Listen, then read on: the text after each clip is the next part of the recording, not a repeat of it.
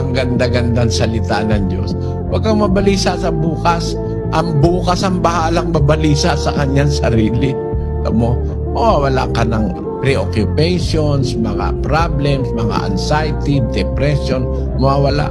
Huwag kang mabalisa. Bakit hindi tayo gusto ng Diyos mabalisa? Kasi kung nagtitiwala ka sa Diyos, unang Pedro 5:7, pakinggan mo.